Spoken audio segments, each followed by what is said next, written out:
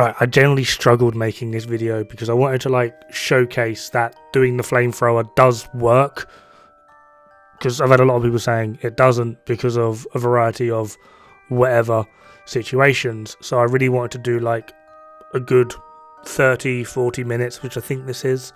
It's sped up to like 300%, and I feel like I've done a pretty good job showing that this way of farming Golden Bullet with the flamethrower really does work. However, I really struggled doing this simply because when I sped it up to 300% and then tried to make sure that everything was working properly, I played it through and everything kind of sounds like... yeah, it's like barbecuing chipmunks, and I'm completely here for it. Like, oh god. Right, this video is to give some random tips and tricks, hanging out in Rise's stream and then like in the Discord and whatnot. We get a lot of random questions of just, it's one of these really annoying things of like what I perceive as common knowledge and what other people perceive as common knowledge are two very different things. So I wanted to go over a few things that I know with status builds that maybe you don't know. And one of the main things we actually get asked is, with the chem launcher doing Firestarter, how do we ignite the clouds without shooting them? And as much as this bewilders me for people not knowing it, I also kind of forget that the larger content creators in this game actually know sod all about this game, and the people that do are buried under a pile of bullshit and only have like 5k subs. So, how do we ignite the Firestarter chem cloud? It's simple. After you've fired it, double tap the button that skill is assigned to. For me, it's assigned to Q. I'm on PC, so I will press Q to get my chem out. I left click to fire it, and then I double tap Q. This will ignite the cloud.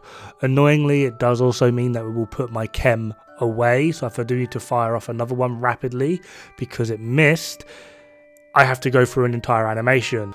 So if you are going to do a remote ignition, make sure that they are going to hit, essentially. Up next we have damage to armor. Not a lot of people seem to know that damage to armor does affect the burn damage. It's not going to affect the explosion that the chem does or the explosion that the sticky does, but it will affect the overall damage that the burn status effect will do, which is pretty handy. It's also one of the reasons why I do recommend on every weapon you have on like a fire eclipse build, have everything rolled to damage to armor, simply just because that's going to be your main damage type and your main focus. So having damage to armor is going to give you more benefit than damage to targets out of cover. Up next, this is a really simple one, and it is going to be completely dependent on how you want to play, but the Firestarter chem versus the sticky burn. For starting an engagement, I would always suggest use the sticky burn. It does more damage. Even the status effect that it applies will do more. So when starting an engagement, always try and get your sticky, as well as if you use your sticky correctly by aiming down your sight on your weapon, and the moment your reticule turns red, use the skill instant use. I have it tied to one of my mouse buttons, what you want to friggin' call it, but using the instant use while your reticule has turned red will mean that no matter what happens, your sticky will always hit the target. I've genuinely seen the sticky curve round objects to hit the target. I have no idea if this works on console, but for PC we have two options for our skill uses. We have use skill and then instant use skill. To add some context to it, if I was running around and I get my sticky out by pressing E, I pull my sticky out and I have to aim it, and then I press left click to fire. If I use the instant use, it literally just pulls it out, fires immediately, and then puts it away. Literally just one very swift motion. It's a very useful trick to have. Thank you very much to Hutchler for actually teaching me this, as well as spending about an hour of his life trying to show me where all the key bindings are, because I am so inept with computers, it's unreal.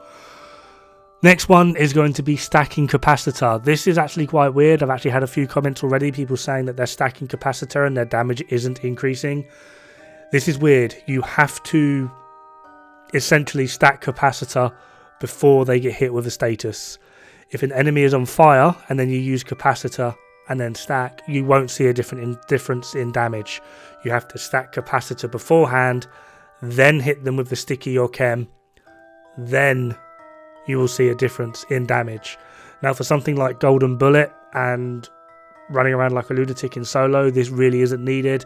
However, in group play, you can basically have capacitor stacked permanently just by shooting random things and throwing off chems and stickies whenever you can. This will give you your best results, and yes, this will outperform Scorpio.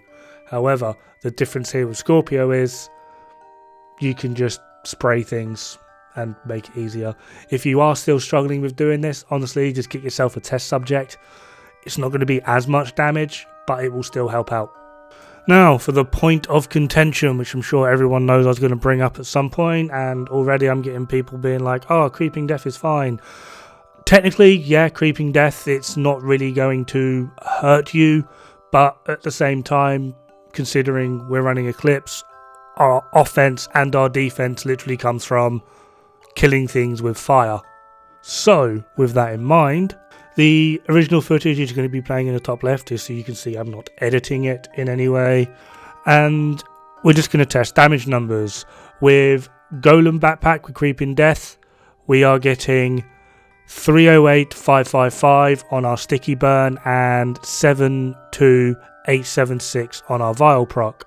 This gives us a total of 381,431 per tick. Now I'm just going to swap over to an actual good build. If I can find the right bloody holster. There it is. And we're just going to try again. And our sticky burn is now doing 437,558. Vial is doing 94739. This is a total of 532,327. This is near enough a 40% increase in damage. Along with, enemies that are affected by a status cannot be affected by that same status. So if an enemy is on fire through Creeping Death, Eclipse cannot transfer fire to them, which is what I'm going to demonstrate here now. So these guys are all on hard, they're mostly yellows, there's 2 reds. We're going to put this guy on medium, which will make him a purple, and we're just going to, again, pop this guy, detonate it just to try and speed up the process.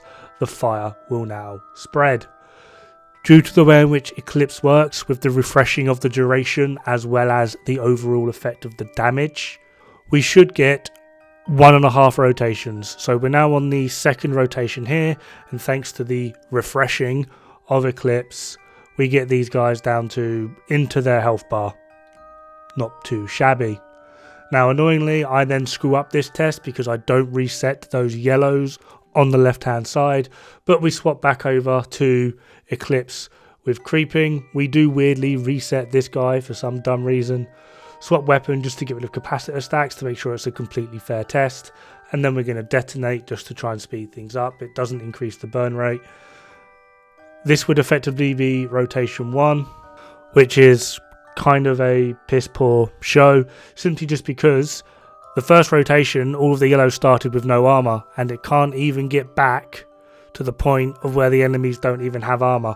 So it is so completely ineffective in terms of overall performance that is kind of unreal. The whole argument for using Creeping Death is, oh, we get to spread status, bloody bloody blah, more easily, bloody blah. You actually don't, because Eclipse does a better job of spreading status, and in order to do that, you need more damage. The argument for Creeping Death on an Eclipse build while doing fire or damage is like arguing that pedophiles aren't a problem, the problem is sexy kids. All you're doing is making a mess, and you're probably going to make it harder for the rest of your team. So now that we've actually reset everything correctly and everything's back the way it should be, we are still on cycle 1, and this is basically where Creeping stops. It doesn't even finish off the first cycle. So if you need evidence as to why you don't run Creeping Death on a Eclipse build that you're planning on doing damage, there you are, problem solved. Now, just to add insult to injury, because I'm a vindictive bastard, I did actually go through and try and calculate how much Creeping Death would have to proc to even keep up with Eclipse. For every 10 enemies that Eclipse spreads to, Creeping Death would need to spread to 14. This means, and I won't lie, I gave up trying to calculate this because I got it down to 5 seconds, and even that wasn't actually getting it close. So essentially, in order for Creeping Death to be worthwhile on a Eclipse Fire build, it needs to have a cooldown of less than 4 seconds. 5 seconds wasn't cutting it. I very much doubt another second would. So unless you can somehow magically get Creeping Death under a 4-second cooldown, don't put it on your Eclipse Fire builds. Just don't, please, for the love of God. Anyway, that is mostly going to do it for this video. Just one final brag, all those people telling me that running Eclipse Flamethrower just doesn't work. This is coming up to 34 minutes of in-game playtime, and I've been running Eclipse the entire time. It works perfectly fine. Have fun, good luck, don't die. It's bad for the health.